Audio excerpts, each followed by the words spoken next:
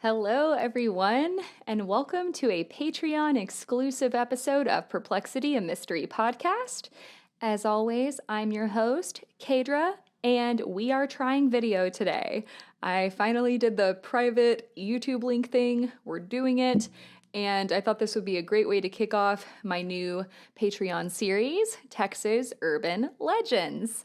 So I'm going to be sharing 3 terrifying, interesting urban legends with you today.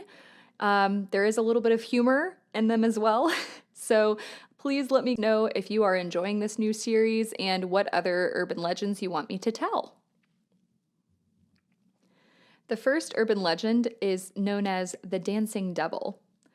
So the legend of the Dancing Devil has become pretty well known in the southwestern region of the United States, but it's almost unheard of in other parts of the U.S. According to San Antonio residents, this is how the legend goes. A dashing and handsome young man, some would say El Guapo, dressed in all white, entered the El Camaroncito nightclub on Old Highway 90 on Halloween night in 1975. I feel like Halloween night is like the best way to start an urban legend, right? So people would say this man was a ladies' man. He was wooing women left and right. Even the shy girls that were there were like, who is that handsome fella? And he was a very talented dancer.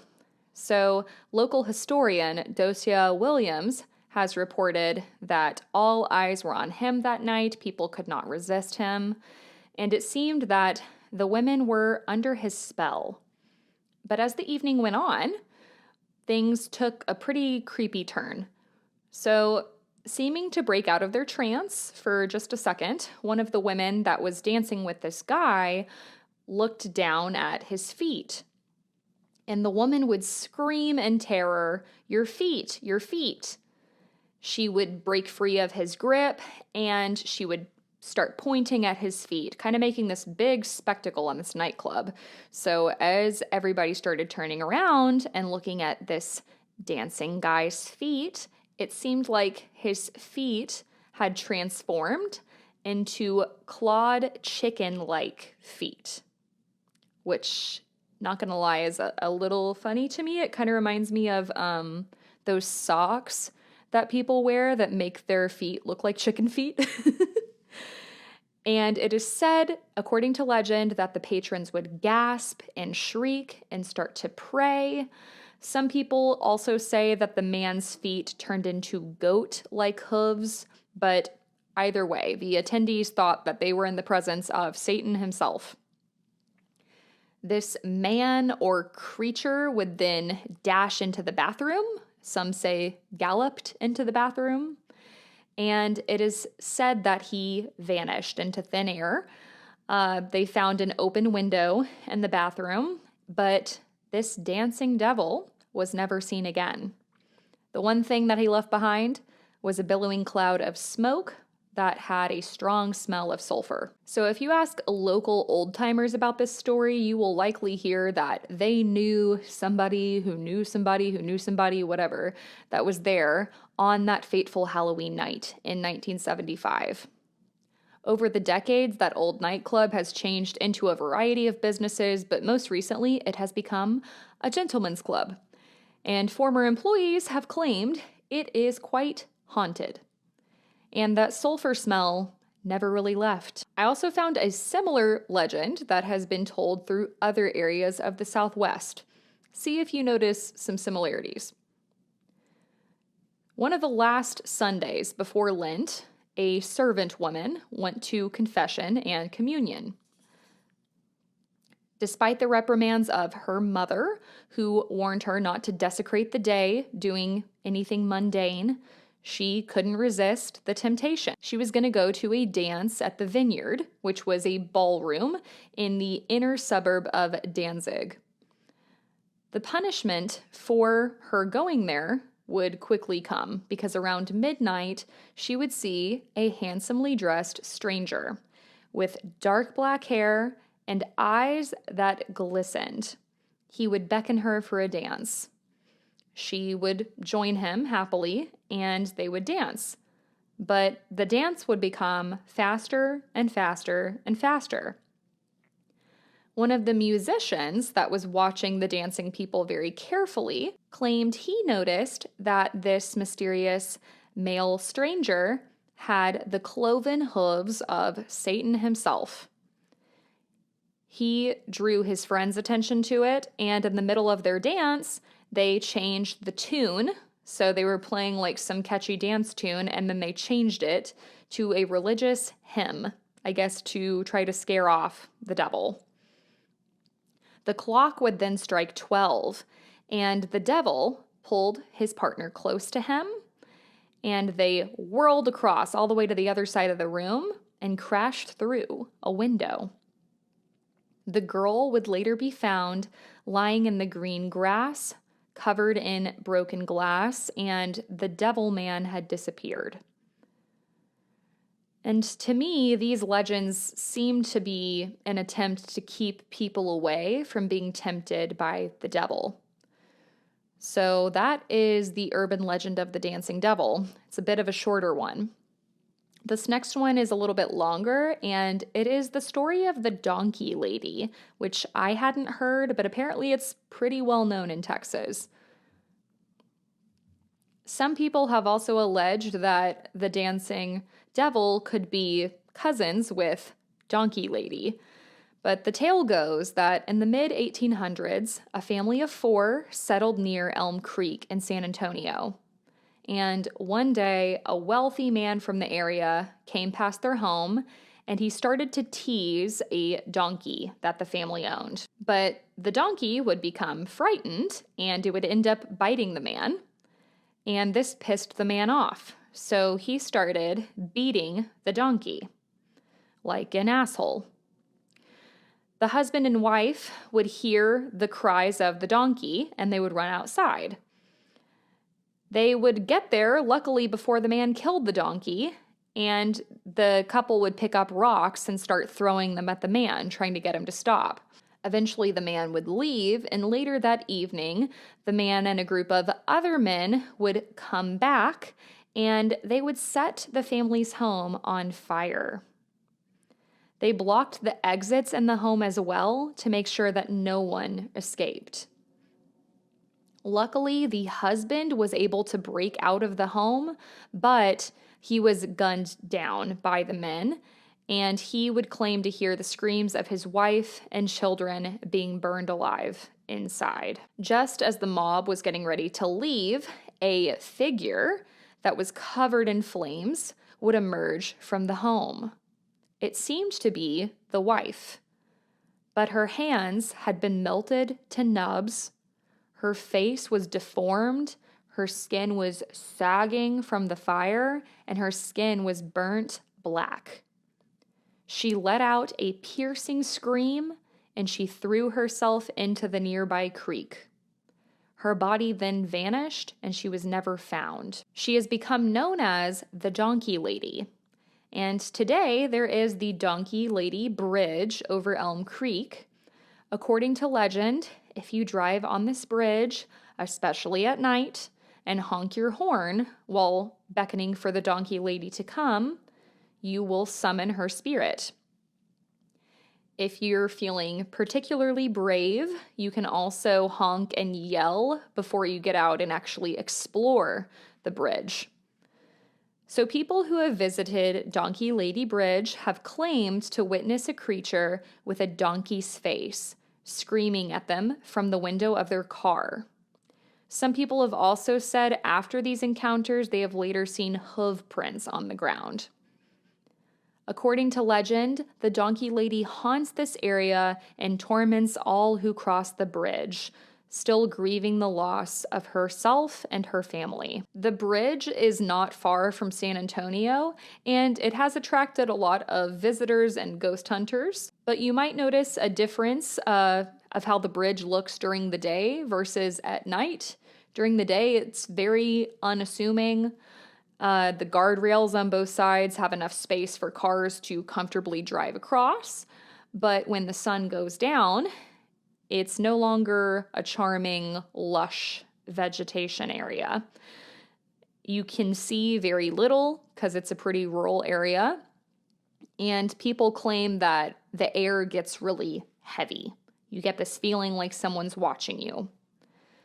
So people have speculated this could be the donkey lady watching over the area. I did come across a sighting of the donkey lady on weirdus.com, and I found out the sighting came from a book called Weird Texas, so I wanted to shout that out. The book is by Wesley Treat, Heather Shade, and Rob Riggs, so I would like to read this sighting to you all. I started elementary school in 1966 at Westwood Terrace in San Antonio, Texas. While I was there, I heard many local legends. Later, I found that anyone who had gone to school in San Antonio had heard of the donkey lady. Now, the way I heard it back in the 50s, a young woman had been in a fire. My wife says she heard the donkey lady had lost 2 children in that fire and that her husband started it. She was left horribly disfigured. It was said that when her face healed, all of the skin had something of a drooped, baggy appearance. Her fingers had fused together, leaving dark stumps or hooves. Disfigured and totally insane, she stayed mostly in the rural areas of Bexar County and terrorized anyone who approached her. As children, when we would stay out late on summer nights, we would all describe what we thought she looked like. We were absolutely positive she waited in the darkness for us to separate so she could pounce on a lone victim, ripping and chewing. Well, you get the idea. Most of the donkey lady stories have faded into memory, but one was a little harder to shake. One of my best friends told of a cousin who was with his father and brother on a weekend outing. They were going to camp and do a little fishing in an unofficial county park. The group pulled up to a weed-infested area off of a dirt road and began to make camp. The 2 boys had the task of unloading the pickup truck, while the father found a suitable spot for their tent. While unloading the truck, one of the boys heard a rustling in the weeds just ahead of the truck. He told his brother, who turned in, to call out for his father to come to the truck. The 3 of them watched the tall weeds beneath the oaks away from the road bend under the weight of what apparently was a large animal. But then they heard an odd snorting sound and a high-pitched snarl. The father, not recognizing the sounds coming from the animal, decided it probably was best to find another spot to set up camp. The 3 of them quickly threw the tent, the sleeping bags, and gear into the back of the truck. While packing up, the father watched out of the corner of his eye as the weeds shook nearby. The prowler moved away from the trees and began heading for the general area of the road. The father urgently whispered for the boys to get in the truck. Fast. All 3 of them were in the truck in a flash, and the father started it up. He put the truck in gear and was pulling out in the road when something fast and large burst out of the weeds and ran in front of the truck. Seconds later, a horrible apparition bounded onto their hood and began shrieking at them through the glass. It was the ugliest thing any of them had ever saw. They swore it looked like a donkey, but it was mostly human. It screamed at them more as the truck continued to move away from the weeds and into the road.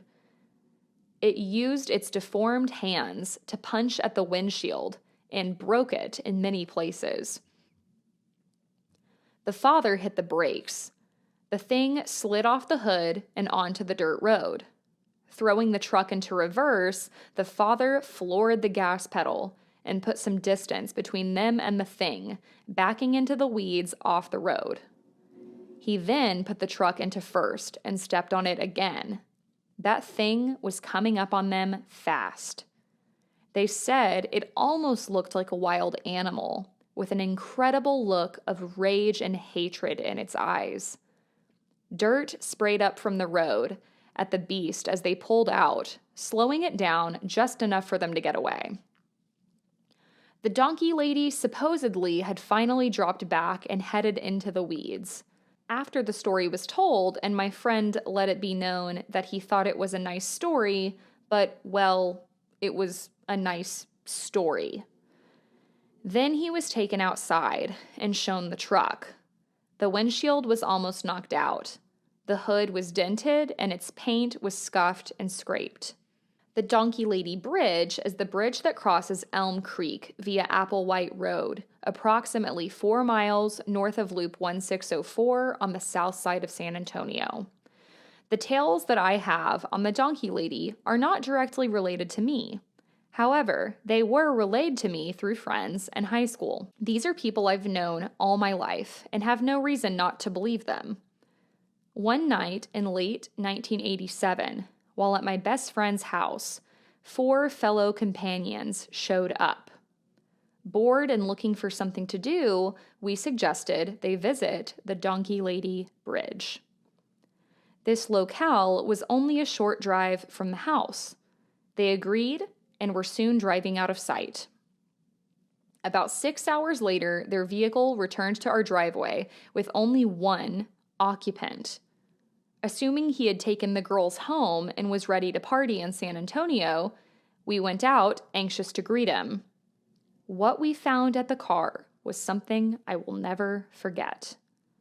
The windshield was busted, the front dented, and there was what appeared to be blood all over the hood.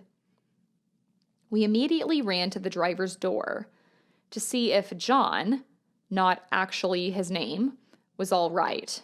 He was just sitting there, staring out the windshield with a blank expression on his face. After several minutes of consistent badgering, we finally got him to talk. He told us he and his friends, Lisa, Terry, and Jill, had arrived at the bridge. They began to honk their horn and call for the Donkey Lady. After about 15 minutes of not seeing anything, they decided to go into the woods and take a look for themselves. What happened next was truly unbelievable, and if I hadn't known John all my life and had seen the car, I would not have believed it myself. While walking in the woods, John said he got the feeling they were being watched.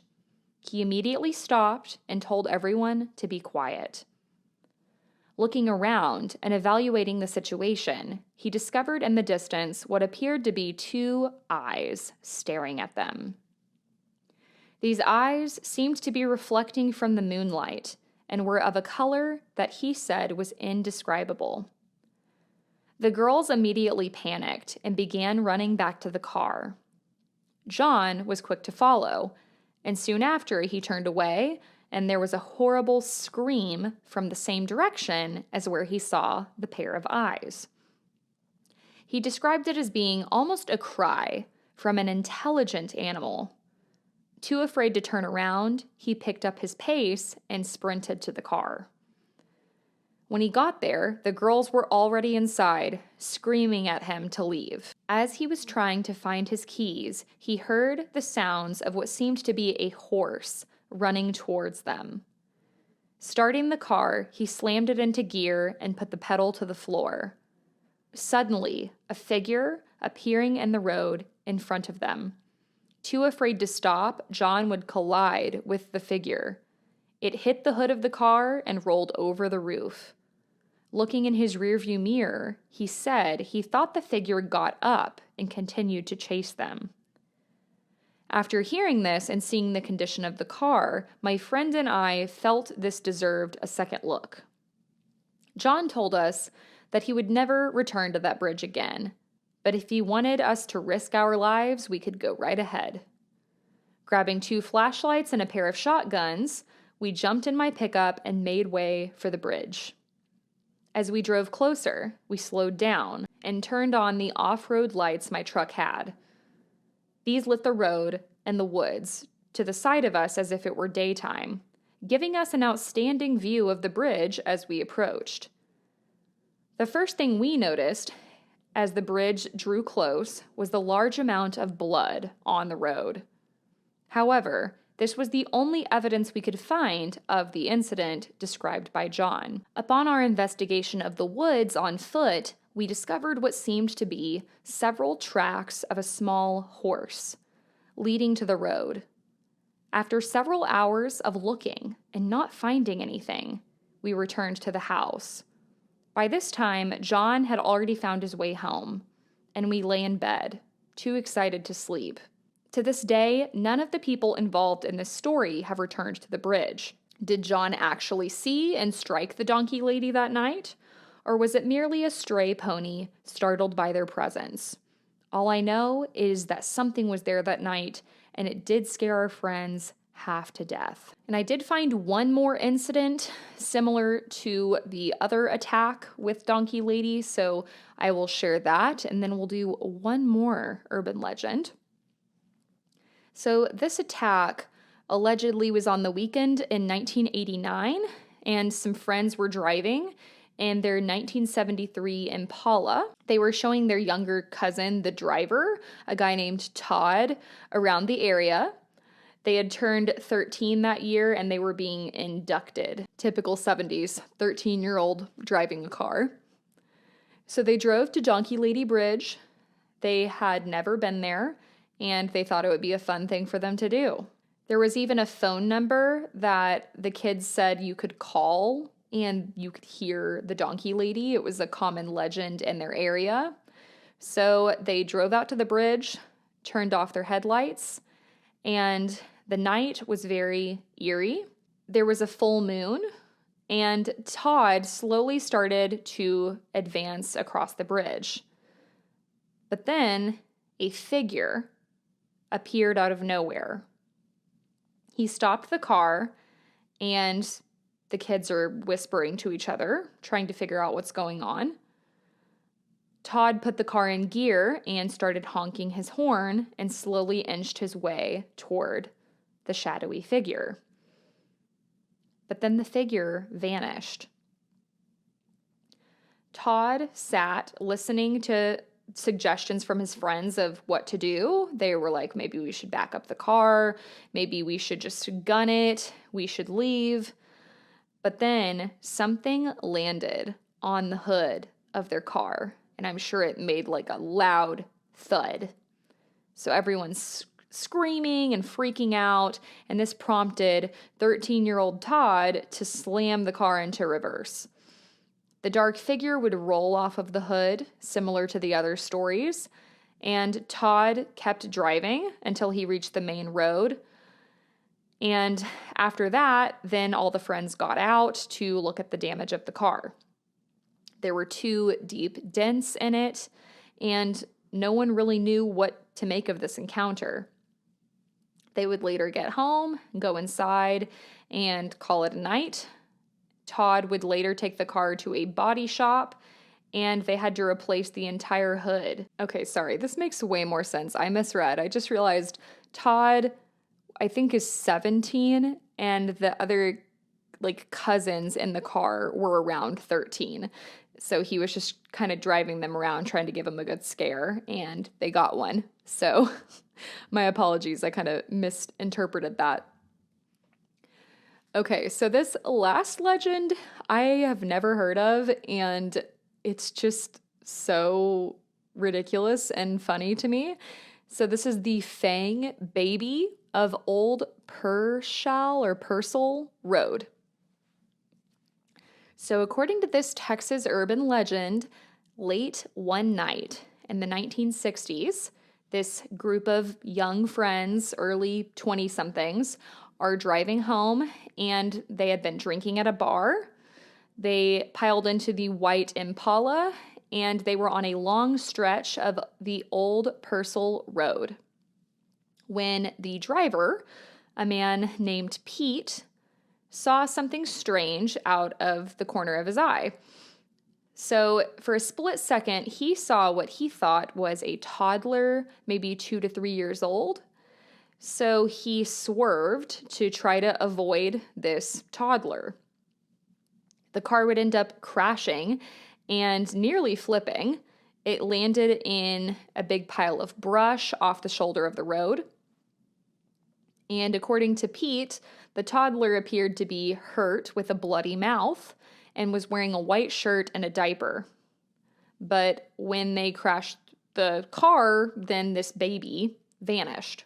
The friends would then argue about what they had seen. Some said they didn't see anything, others said they saw a baby, but all that to say, Pete was pretty pissed off about crashing his car and decided, once they kind of gathered themselves to just drive everybody home and they would figure it out later that morning. So it was really, really late at night. So they sleep it off, wake up early the next morning, and Pete is wondering about what he saw and if there was any possibility that it was a baby or an animal. So he decided to drive back to this same spot.